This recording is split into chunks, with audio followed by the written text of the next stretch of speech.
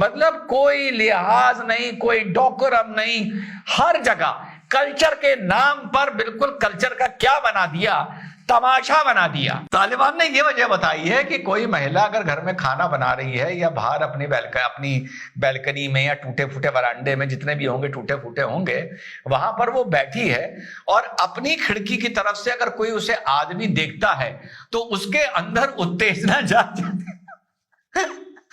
I think they mean to say masturbate, I think सो।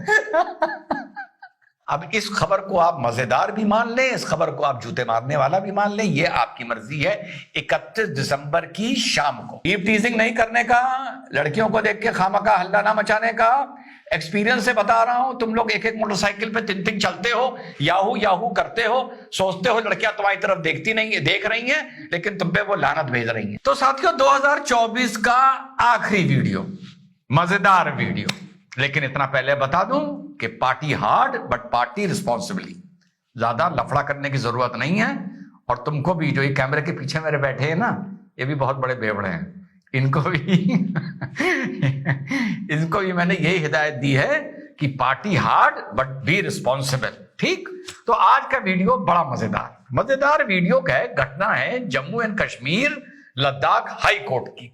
बड़ा मजेदार हुआ। वहां पर एक महिला एडवोकेट ऑनरेबल हाई कोर्ट में ये पहुंची, इनका नाम है सैयद ऐनीन कादरी। ये पहुंची एक डोमेस्टिक वायलेंस के मैटर में किसी क्लाइंट का आर्गुमेंट करने के लिए। तो इसी मुद्दे पर है आज का मजेदार वीडियो। और उधर तालिबान ने भी एक फरमान जारी कर दिया है। तो आज का ये जो लास्ट वीडियो है ये इसी मुद्दे पर है।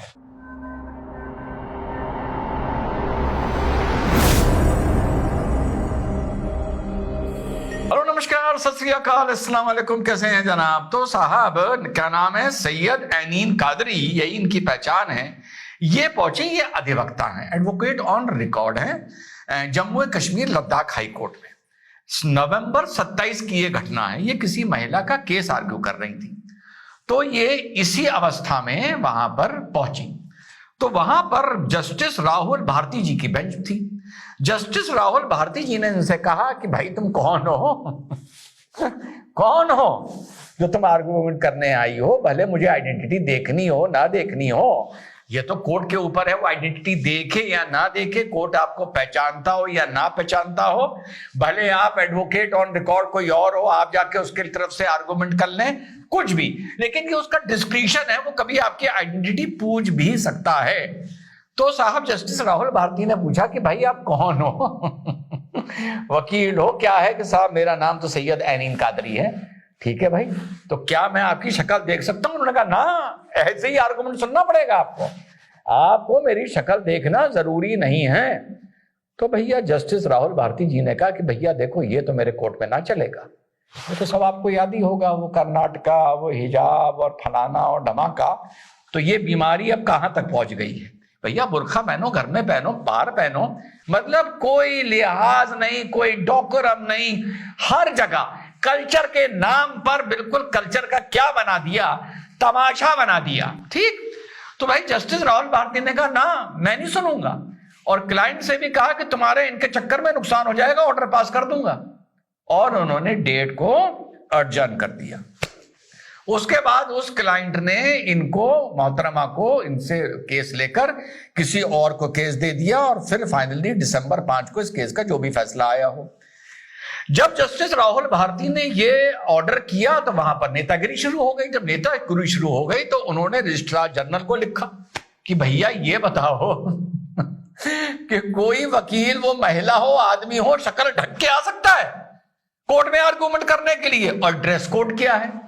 तो साहब, रजिस्ट्रार जनरल की ये इंक्वायरी पहुंची जस्टिस कजूरिया के पास। उन्होंने साहब पूरा बार काउंसिल की ड्रेस निकालकर पूरा उन्होंने देखा कि महिलाएं क्या पहन सकती हैं, आदमी क्या पहन सकते हैं, फलाना। तो उन्होंने कहा भैया, अभी तक बार काउंसिल ऑफ इंडिया ने ऐसा कोई प्रावधान नहीं बनाया है जिसमें आदमी या कोई आपातकाल स्थिति हो, जैसे कोविड के टाइम पर थी। कोविड के टाइम पर भी मास्क पहना जाता था, चेहरा नहीं ढका जाता था। ठीक, तो यानी पता चलता था कि अंदर है कौन। अरे भैया, बुरखे के अंदर महिला है या कोई आदमी बैठा हुआ है। ठीक, तो उन्होंने फाइनली जो उनकी रिपोर्ट आई रजिस्ट्रार जनरल की बार का, उन्होंने कहा भैया आप चेहरा ढककर आर्गुमेंट नहीं कर सकते, क्या तमाशा बना रहे हो अपने अपने प्रोफेशन को, अपनी फैटर्निटी को। तो वहां पर दिल्ली के एक वकील साहब का बयान आया। अब दिल्ली के वकील की भी सुन लीजिए। ये है एडवोकेट मुश्ताक और एक दूसरे हैं एडवोकेट सैफ महमूद। माशाल्लाह ये भी वकील हैं, सुप्रीम कोर्ट में वकालत करते हैं, दिल्ली हाई कोर्ट में वकालत करते हैं। इनके जो बयान आए, इन्होंने कहा कि भैया ऐसा है, बार काउंसिल ऑफ इंडिया ने ये तो बताया है कि आपको क्या पहनना है, लेकिन ये नहीं बताया है कि आप क्या नहीं पहन सकते हैं। तो जब ये नहीं बताया है कि क्या पहन सकते हैं, तो भाई हम कुछ भी पहन सकते हैं। और दूसरे एडवोकेट सैफ महमूद कह रहे हैं, मतलब देखिए, मतलब माशाल्लाह वकील हैं ये कह रहे हैं कि भैया आइडेंटिटी तो पहचानने के लिए आइडेंटिटी कार्ड देखा जाता है ना, शक्ल देखने की क्या जरूरत है।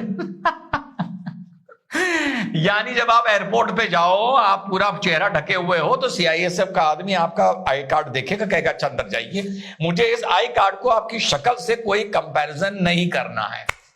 अब सवाल उठता है, क्या ये महिला अगर एयरपोर्ट पर जाएगी तो सीआईएसएफ के आदमी को, महिलाएं खड़ी रहती हैं, पर आदमी को अपना चेहरा दिखाएगी नहीं दिखाएगी? जवाब में दिखाएगी। जहां जहां इसे कन्वीनियंट लगेगा अपना ये चेहरा दिखाएगी, जहां इसका काम निकलना होगा। जहां जहां इसको इस्लाम, शरीयत, कुरान के नाम पर नौटंकी करनी होगी, ड्रामे करने होंगे दो कौड़ी के, वहां पर ये जाके इन चीजों को फंसाते हैं। अब नौबत ये आ गई कि हाई कोर्ट में कहा जा रहा है कि भैया हम तो ऐसी आर्गुमेंट करेंगे, अंदर से आवाज आती रहेगी और तुम अपना जजमेंट सुनाते रहो। अब इस खबर को आप मजेदार भी मान लें, इस खबर को आप जूते मारने वाला भी मान लें, ये आपकी मर्जी है। 31 दिसंबर की शाम को 2024। इसके साथ साथ तालिबान ने एक और दूसरे पागलों का भी तो जिक्र कर दूं, वो बड़े वाले हैं, एक फरमान जारी किया है। तालिबान ने 2 फरमान जारी किए हैं। एक तो यह जारी किया है कि किसी भी एनजीओ में कोई महिला काम नहीं करेगी। ठीक।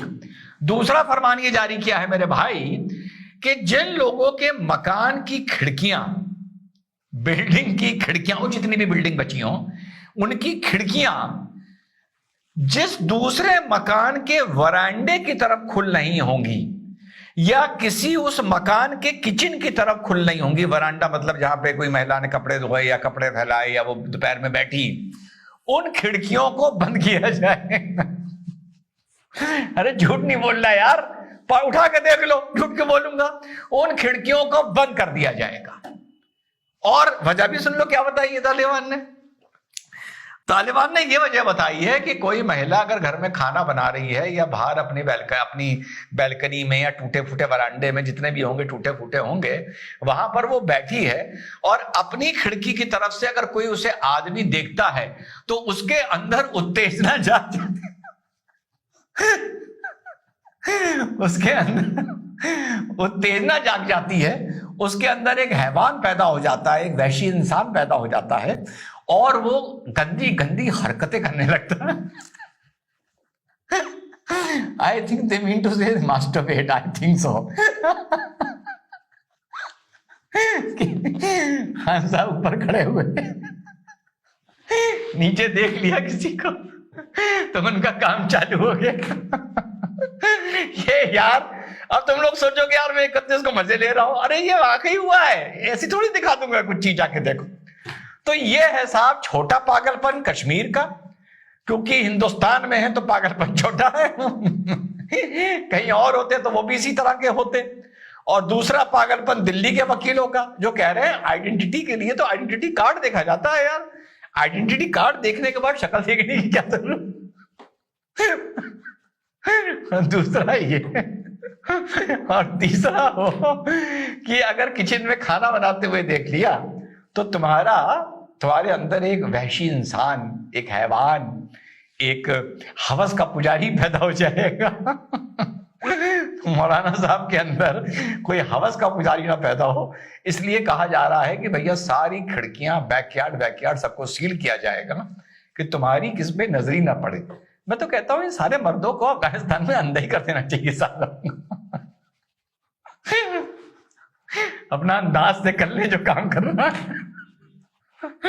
लेकिन समस्या ये, अगर ये सारे अंधे हो गए तो ये लड़ेंगे कैसे?